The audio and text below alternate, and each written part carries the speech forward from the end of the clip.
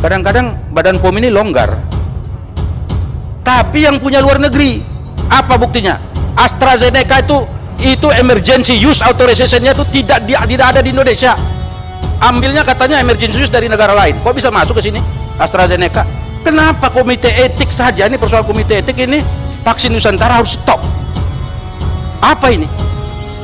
Jangan sampai diambil Cina dulu, baru kita beli ke Cina. Dagang lagi nih.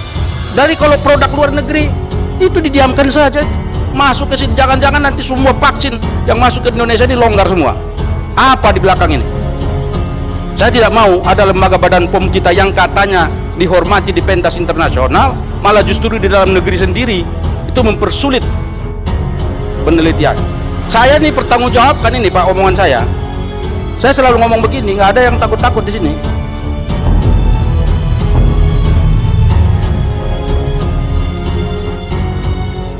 Kepala Badan Pengawas Obat dan Makanan BPOM, Penny Kalukito, menyebut proses uji klinis satu vaksin Nusantara yang diprakarsai mantan Menteri Kesehatan Terawan, Agus Putranto, tidak memenuhi kaidah klinis dalam proses penelitian dan pengembangan vaksin.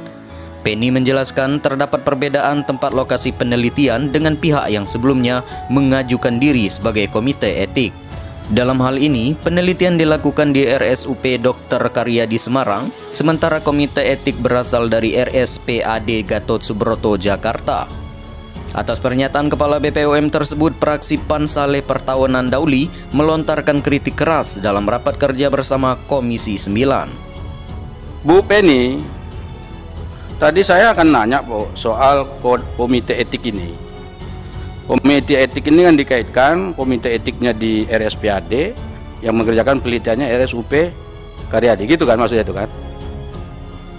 Jadi pertanyaan saya gini Bu, dalam metodologi penelitian etika itu berlaku universal sebetulnya. Coba dibaca di falsafah ilmu pengetahuan. Kalau kita meneliti di Eropa, hasilnya seperti ini dengan etika tertentu yang sudah standar dan baku, lalu penelitian itu dilakukan di Indonesia, itu mestinya sama sih. Itu dari dulu itu.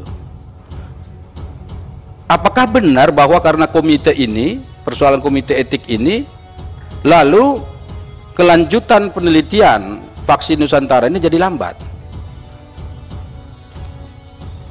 Saya mengajukan pertanyaan ini penting. Kenapa? Karena kita tidak mungkin cari alasan-alasan yang tidak rasional, tidak akademik gitu, lalu pekerjaan pentingnya untuk mencari vaksin Nusantara dengan demikian kedaulatan kesehatan kita bisa berdiri di kaki sendiri terlambat. Atau ada faktor lain di luar ini? Terus terang aja, jujur saja, ini vaksin ini kepentingan negara itu banyak. Negara-negara juga kepentingannya banyak sama kita. Kita ada 273 juta lebih rakyat Indonesia hari ini yang harus kita amankan semua agar sehat daripada virus ini. Jangan nanti ujung-ujungnya ini komite etik, ini komite etik. Saya mau kasih tahu ya Ibu Feni itu. Kadang-kadang Badan POM ini longgar, tapi yang punya luar negeri, apa buktinya? AstraZeneca itu emergency use authorization-nya itu tidak ada di Indonesia. Ambilnya katanya emergency use dari negara lain. Kok bisa masuk ke sini AstraZeneca? 1,1 juta dosis. Kenapa komite etik saja, ini persoalan komite etik ini, vaksin Nusantara harus stop? Apa ini?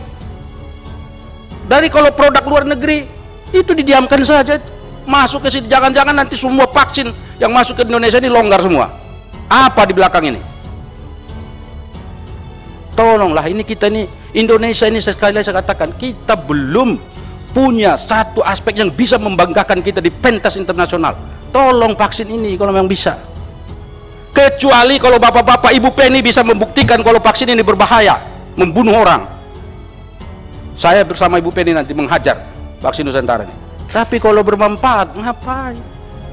Ada apa ini?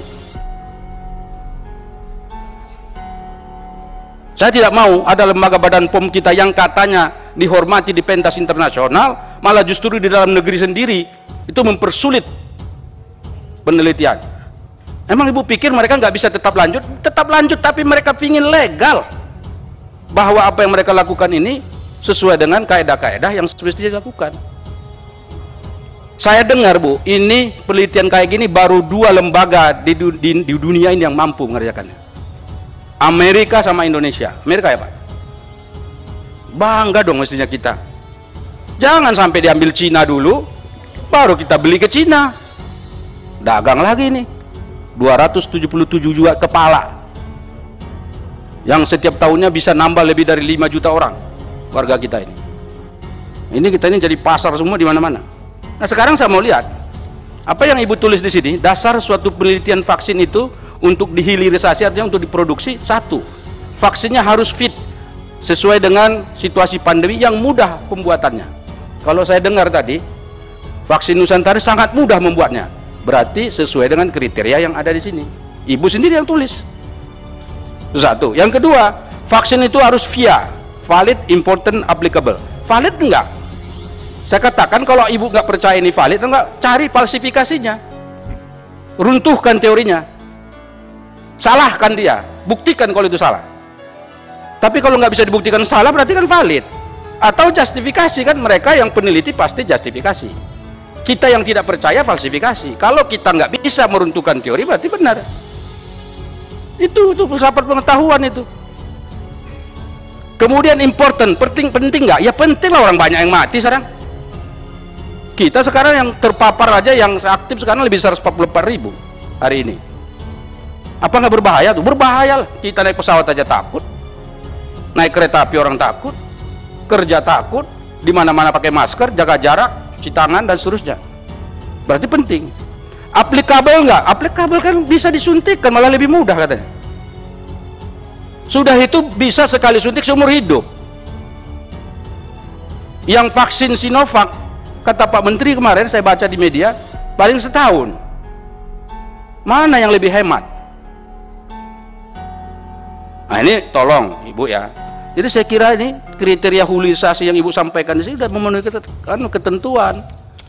Jadi saya minta Ibu Feni sekarang kasih tahu pada kita apa masalahnya sehingga nggak bisa uji klinis tahap kedua ini, atau belum dikeluarkan. Kalau nggak salah sudah lama diajukan ya Pak Mulis ya. Halo Pak Mulis. Udah lama diajukan pengujiannya untuk PUK tahap klinis tahap kedua tuh, uji klinis tahap kedua. Udah dibuat atau belum Pak? Sudah dibuat? Jawab dulu Pak, jangan takut-takut, jawab dulu Pak. Sudah diajukan nggak Pak? Tapi udah diajukan belum, itu dulu. Sudah diajukan? Ah itu aja. Pak Muklis bicara pakai mic biar didengar Pak. Pakai mic. Direkam Pak. Saya nih bertanggung jawabkan ini Pak omongan saya. Saya selalu ngomong begini, nggak ada yang takut-takut di sini. Tolong Pak Muklis. Sudah diajukan belum Pak PPUK-nya untuk klinis tahap kedua? Sudah diajukan, tapi memang masih dalam proses untuk jawaban. Bukan.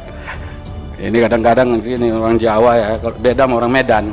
Makanya Pak saya pakai belangkon, saya pakai belangkon ini. Orang Medan itu udah diajukan 4 kali tapi nggak direspon gitu loh, atau nggak mau dikeluarkan gitu. Saya tuh pingin begitu, dia biar tuntas di sini, jangan nanti bawa pulang. Nanti kita nggak bisa tidur. Ini orang Medan gitu, kalau memang iya enggak. Gitu loh, ini gimana ceritanya kita ini bangsa kita kayak gini terus. Coba. Oh iya. Mohon maaf. Silakan Pak Mulis ya. Oh, mohon maaf. Maksudnya respon 4 kali adalah setiap kali kami menjawab itu memang untuk menyampaikan apa yang